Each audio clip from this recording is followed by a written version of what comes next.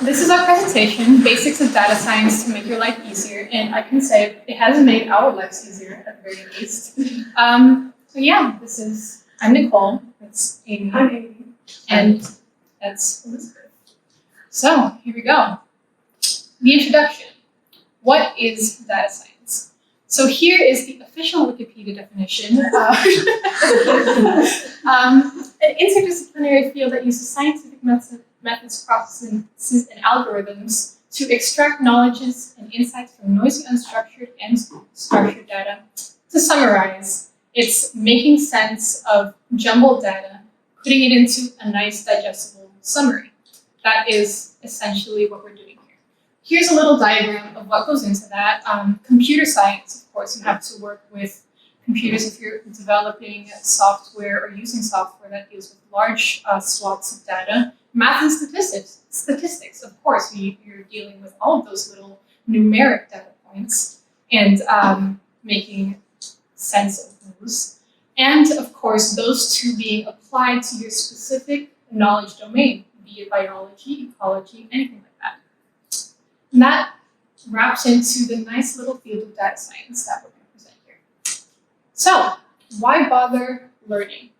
One of the first reasons is that it can make your life way, way easier. This is a little snapshot of an Excel sheet that I put together, but this took way too long to do, I would say. And this kind of experiment I had to do repeatedly. That means I had to take this long to do this analysis multiple times, and let's just say I got sick of it, right? So with data science, you can just automate that process. You can, granted, it does take a little bit of time to code it and to make it work, but then you never have to worry about it ever again. That's a pretty nice thing to have under your belt.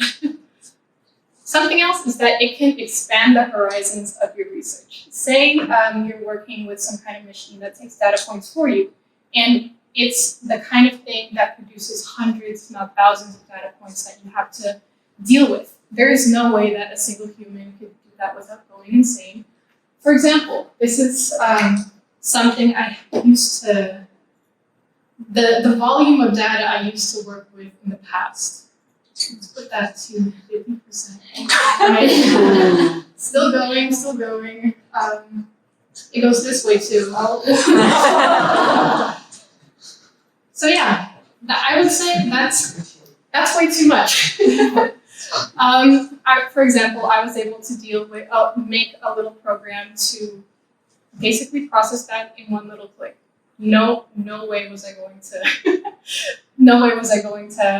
try to do that all by myself, all by hand.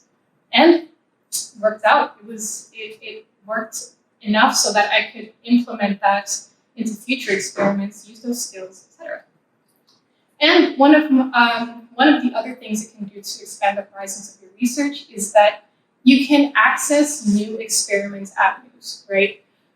Let's say you want to work with images, but you're working with many thousands of images.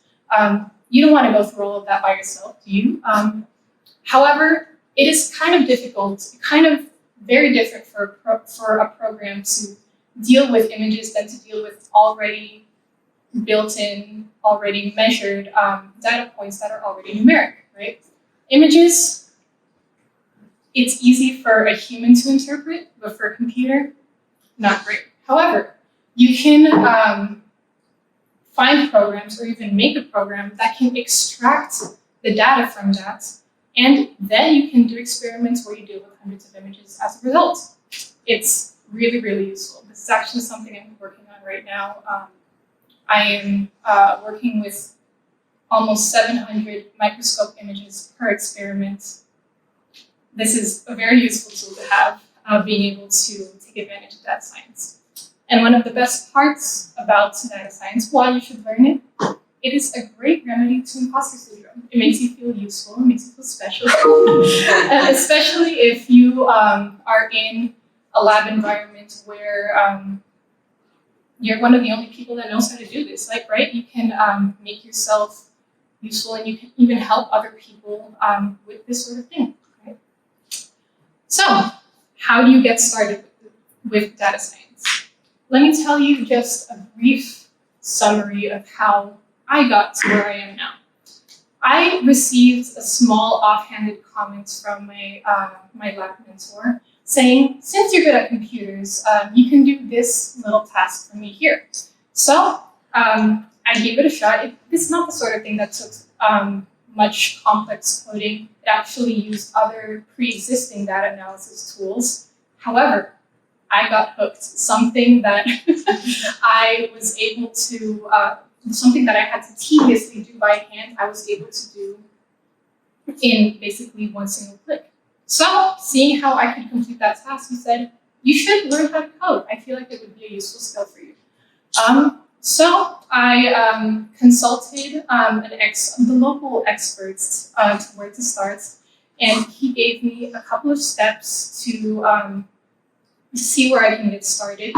So I gave it a shot. I tried my hand at a basic data manipulation script where I take, let's say, that gigantic data sheet of little number points, and I wrote something up that could analyze it.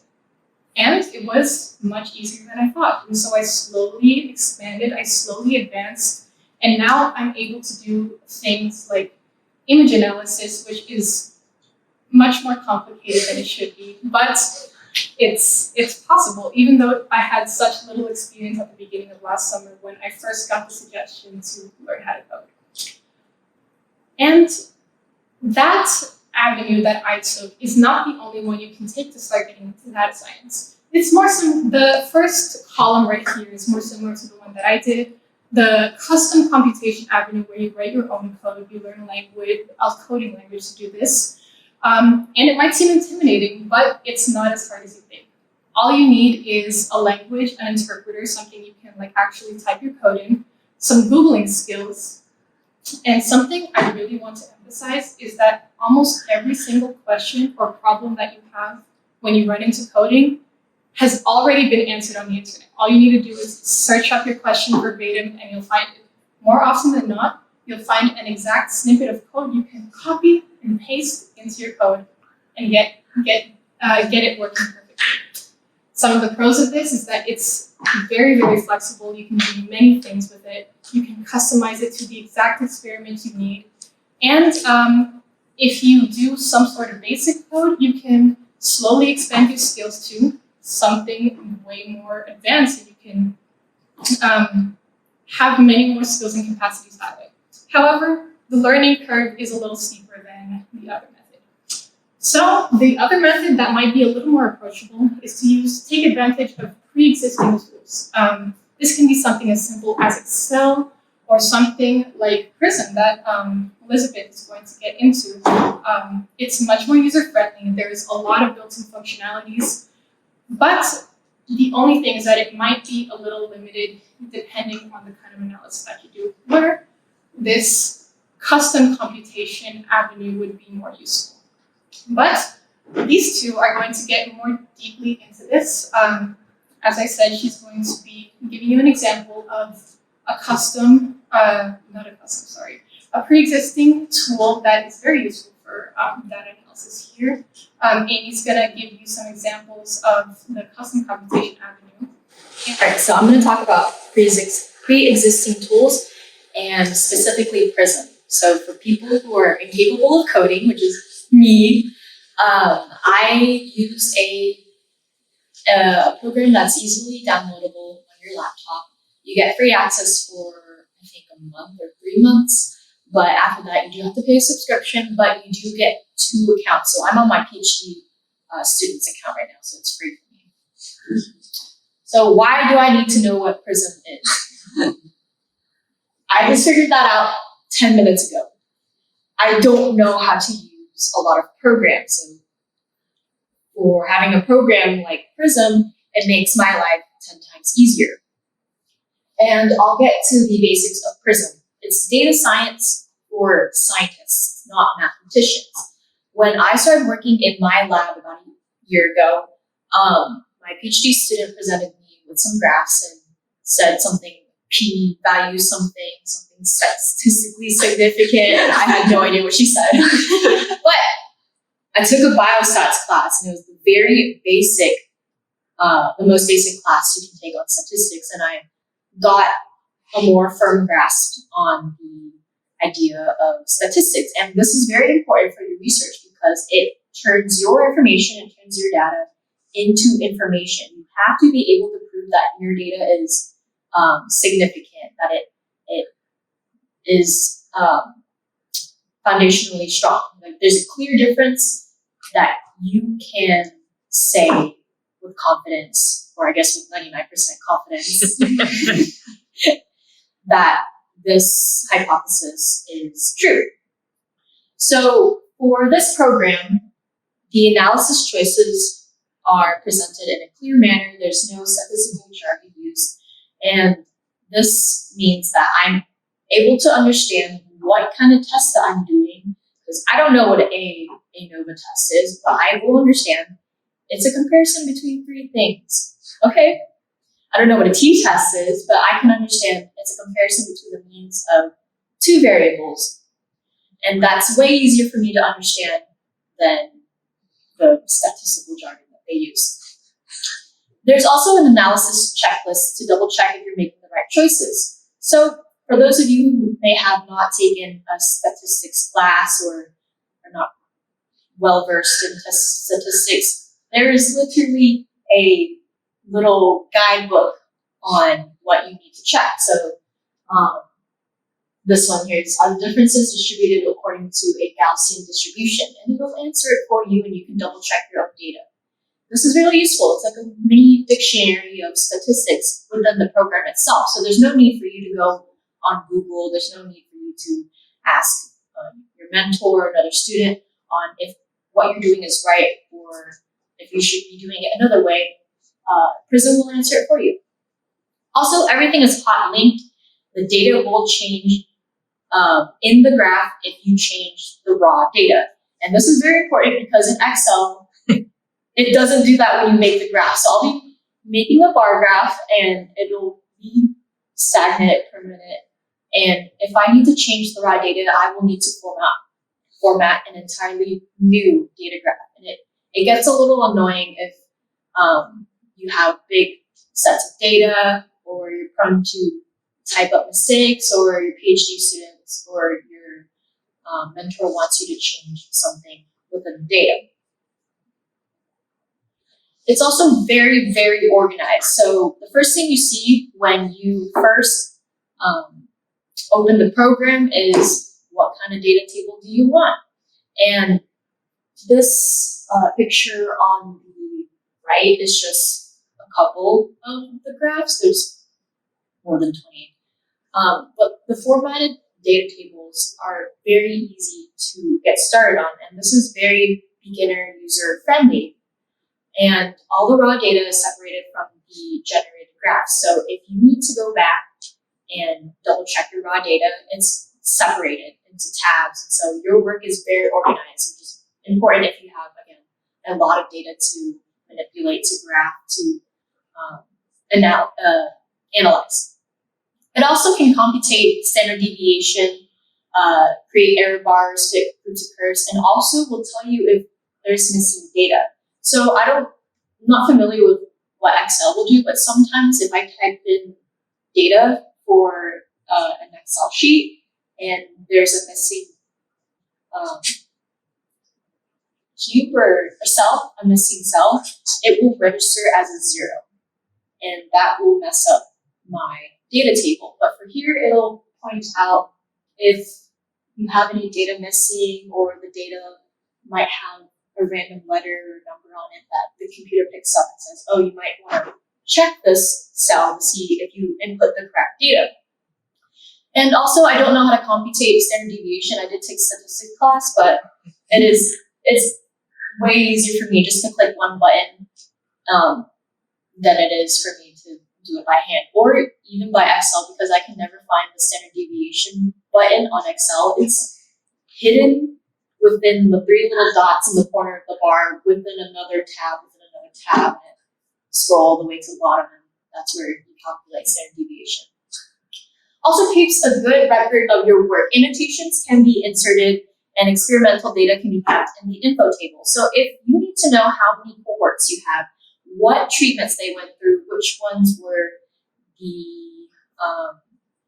which ones maybe died, or which ones you might have to omit because of injury, or what date you took it, what time. This Prism will have a little tab where you can insert the data. So you can see on the left here, says the experiment date, protocol number, lot number, and then it can also be reviewed by X person.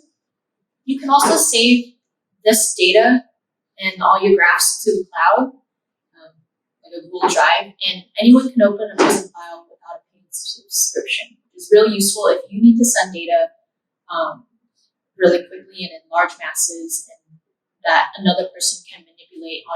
All you gotta do is share it to the cloud.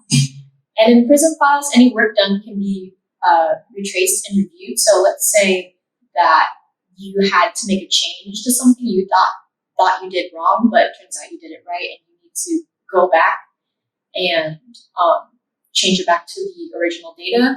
In Excel, if you save it, you can't really go back. In Drive, you can, but you do have to go through the previous files. This one keeps a record of your work.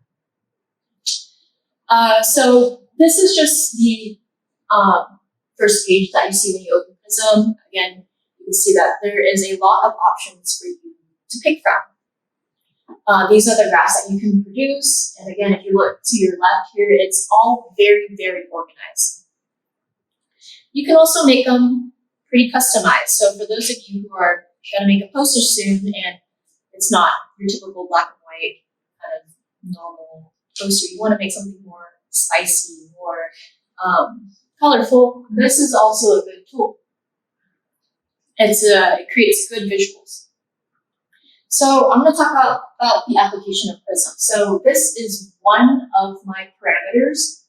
I have like 20 plus, and it's over a course of 7 weeks. And so this is a lot of data, and I don't really feel like putting it into Excel and graphing each and every single parameter for each and every week.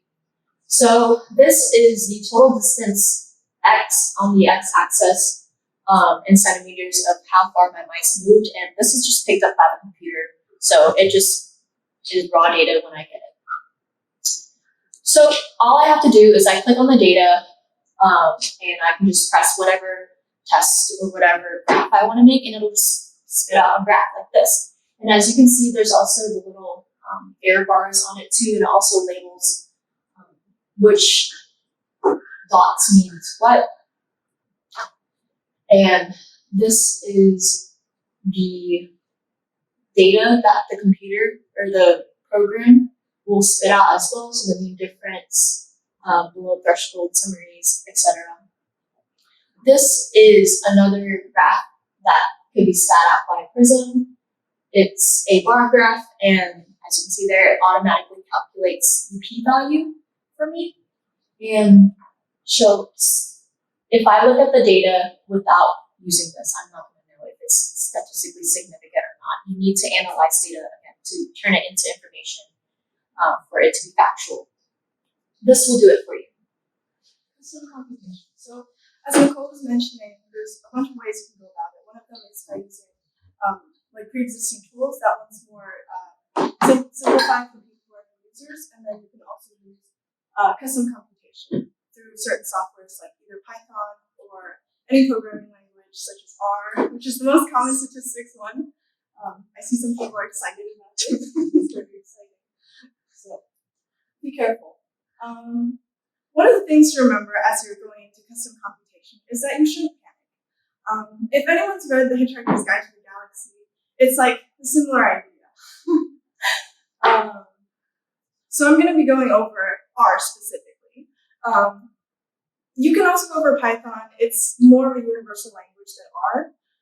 But if you're going to statistics and statistical analysis, you want to use R rather than Python, though you can get functionality out of Python. So going over the basic overview, I will be talking over basic statistical analysis, as well as two very important packages one for data manipulation and two for data visualization. Obviously, there's like a billion other packages, and I'll explain the terminology as we go. And just to keep in mind as we go along this, I will be doing a demonstration with an example. And the objective is really just to prepare you for basic usage. It's not going to be a bunch of jargon.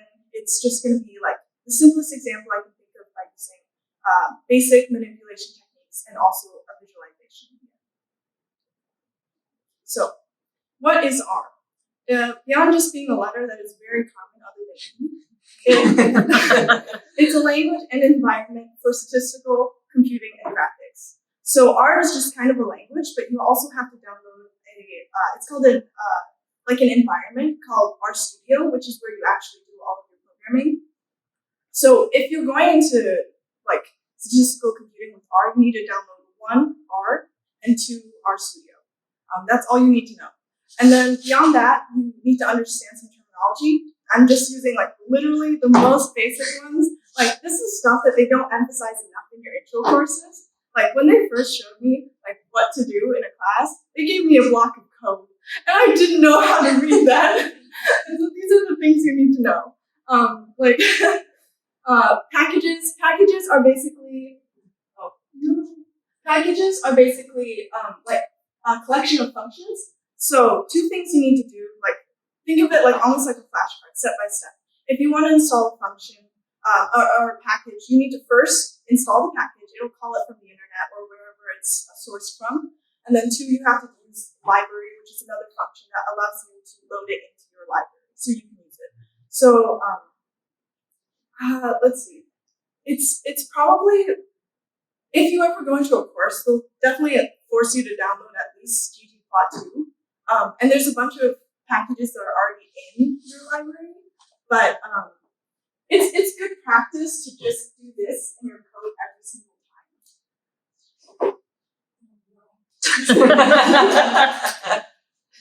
I don't think any of them will work. It's good just to have that one line. Because you only need to install this first line once, but every single time you run any script, you need to call into your library. That's something you need to know. Like, they don't tell you that. And the second thing is, like, literally it's 2 things, right? First thing is download the package. Second thing is working directory. Working directory is just your workplace.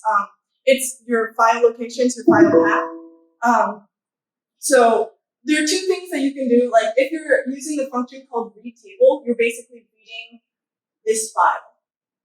But because you don't, for instance, if you haven't set your working directory, like you do here, you can set your working directory to this, and then directly call your file because you're working in this directory. So it's good practice just to set the directory. But if you don't, or your file's in a different location, you just include it.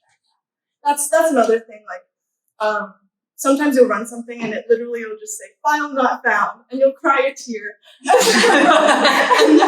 and then you ask your professor, or if you're really shy, you just go along with it. It's really bad.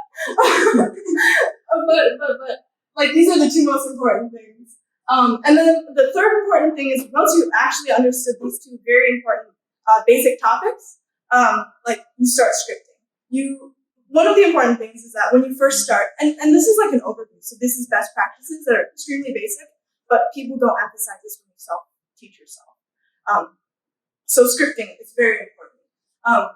There's like, when you first download it and you first enter, and I'll show this, you just get a blank page, and you don't want to work here. Like, this is terrible. Avoid this. Use this. So there's like a plus button up here, and then you have a bunch of choices, and you want to use a script because this basically allows you to like edit as you go. If you go directly into this interactive console, like once you press enter, like you're gonna have to type it again and then press enter, and it's like an error. You're gonna type it again, press enter. So in this manner, you can like have a whole line of code and look back and run it, and then it'll show up here, which is where this thing was. So I'll go back and explain a little bit more about the packages. So the 2 packages are DPLYR. I call it dplyr. As a D. You're right. So it's dplyr. I like, you just read it in your head really, and it's like dplyr or something. But so it's dplyr and ggplot2, and like just compartmentalize it in your head.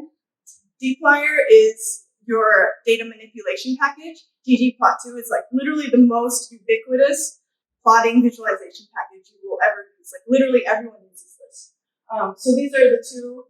So just remember, like, what is R? It's statistical computing. It's a customization computation, and then you can install functions that are really cool and useful, like these two. And then you can also use like files from your lab. Like if you have an output file, then you would like use file.txt and have that be the name and in your working directory. And then you can start scripting so that you can manipulate it or visualize it.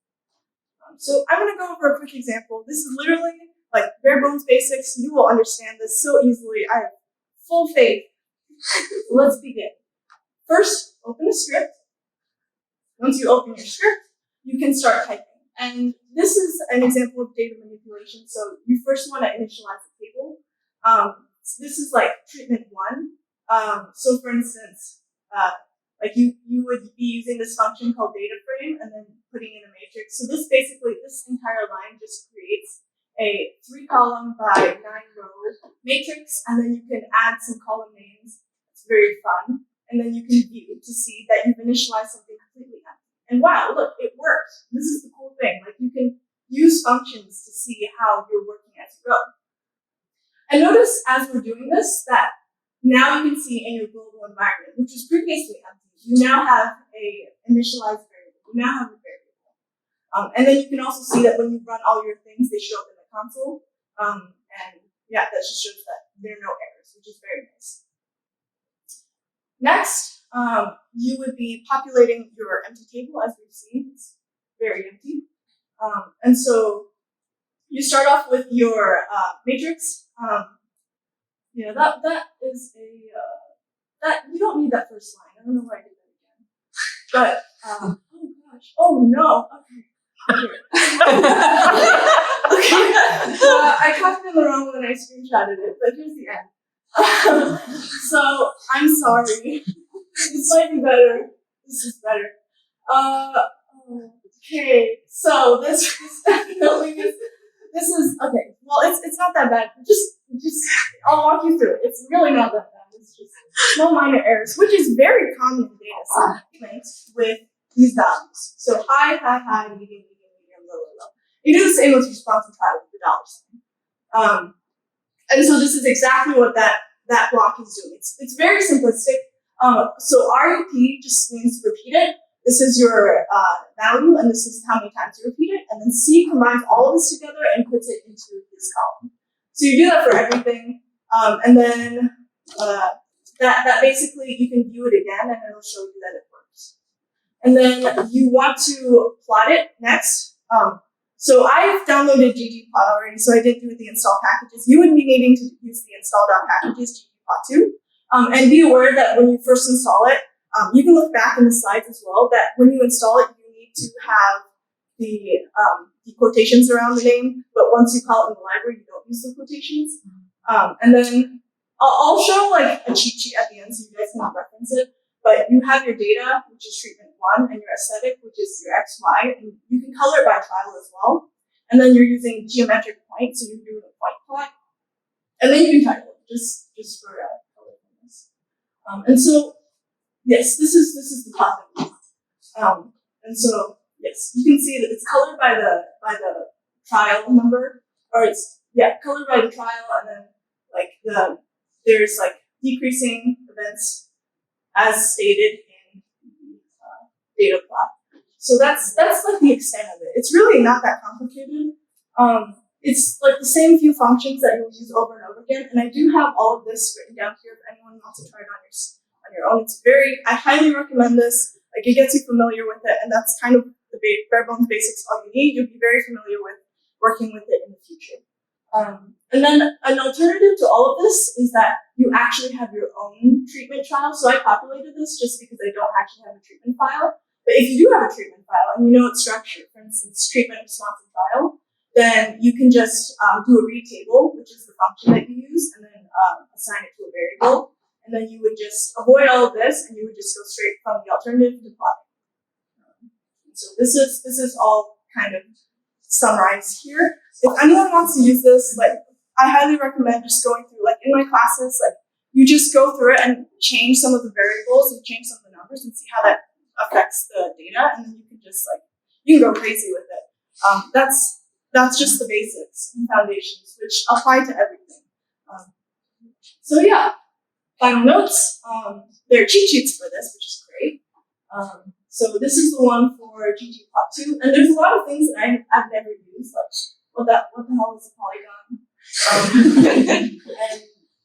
And this stuff that looks really cool, and I've seen before. So like people use this all the time, and the great thing about it is that there's so many functionalities that you can do almost anything in this, and you can make it like colorful and visualizable. And like magenta is very common in Prism, but what if you wanted like baby blue? That is offered. I'm pretty sure that's offered. And you can do RGB values too, if I remember correctly. And so that's essentially it. Like, just go through this. It's very easy. Like, they try to be as nice as possible. And then Stack Overflow, as Nicole said, copy and paste. And then Carpentries is like, they're like an organization that makes workshops, and you can contact them and they'll help you. So whether you're a scientist using Prism or R or some other statistical software, computation is essentially is pretty essential to drawing meaningful conclusions. Because if you have a bunch of data, what are you going to do? Stare at it? No. You need to determine a p-value that's significant. Yeah, exactly. So that's very important.